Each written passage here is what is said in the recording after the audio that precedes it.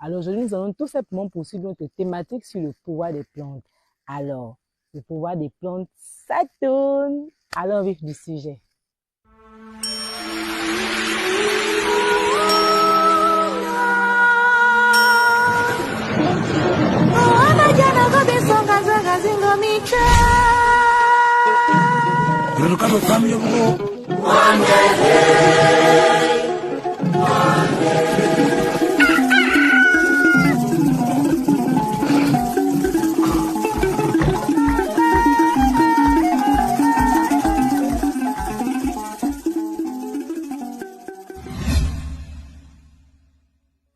Alors, la semaine dernière, nous disions que chaque plante possède des caractéristiques spécifiques et répond à des besoins particuliers. Alors, aujourd'hui, nous allons parcourir le monde et vous donner quelques exemples concrets.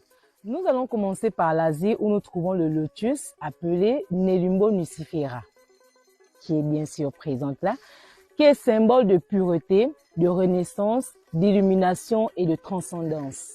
Chez les peuples autochtones, dans l'hindouisme et le bouddhisme, il est utilisé pour la méditation et l'éveil spirituel. Puis nous allons en Amérique du Sud où nous trouvons le Palo Santo, Biosphera graveolens. Là-bas, c'est un bois sacré qui purifie l'environnement et éloigne les énergies négatives. Il est brûlé et sa fumée est utilisée lors des rituels de purification pour nettoyer les espaces et l'âme. Quand je parle d'espace, je parle de maisons, des temples et des lieux publics. Maintenant, nous allons ensemble en Amérique du Nord. En Amérique du Nord, nous trouvons la sauge, appelée Salvia officinaris. Chez les autochtones, c'est une plante sacrée qui symbolise la sagesse et la purification. Là-bas, c'est une plante qui est brûlée pour purifier les personnes, les objets et les lieux, afin d'attirer les esprits protecteurs. Nous allons maintenant partir en Amazonie, alors suivez-moi. En Amazonie, nous trouvons l'ayahuasca, appelée Banisteriopsis capi. Ici, c'est une liane utilisée dans des rituels chamaniques pour des voyages et des guérisons profondes.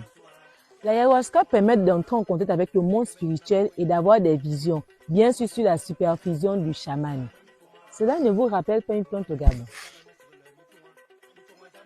Nous allons aller en Amérique du Nord et en Asie, où nous allons trouver le cèdre. Puisque c'est deux continents, donc je vais d'abord aller là-bas, ensuite j'irai là-bas.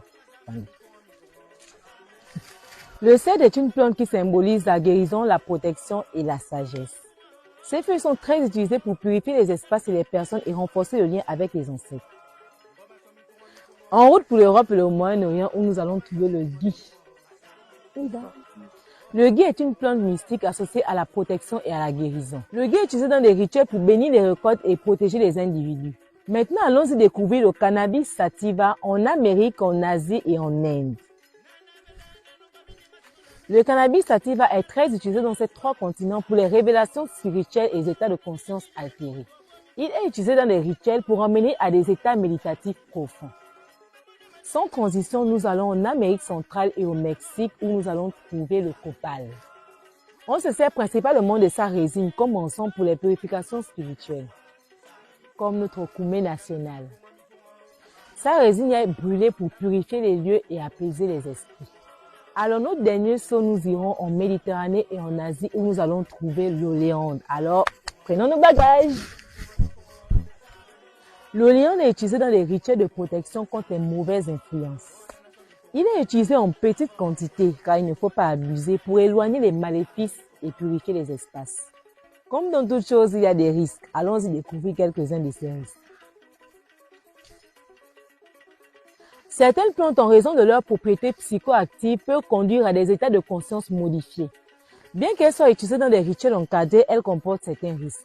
Les plantes comme le peyote, le cannabis et l'ayahuasca peuvent entraîner des effets indésirables, en particulier lorsqu'elles sont consommées sans supervision adéquate. Certaines personnes peuvent rechercher ces expériences comme une échappatoire ou dans un but thérapeutique sans comprendre pleinement les risques liés à ces substances. Certaines plantes sont toxiques à forte dose et leur consommation doit être soigneusement contrôlée, d'où la présence d'une personne qualifiée et expérimentée est souvent demandée. Aujourd'hui, nous allons parler du pouvoir des plantes dans le monde à la demande de plusieurs followers. Alors la semaine prochaine, nous allons pousser dans cette même thématique. Adam, on vient à la semaine prochaine.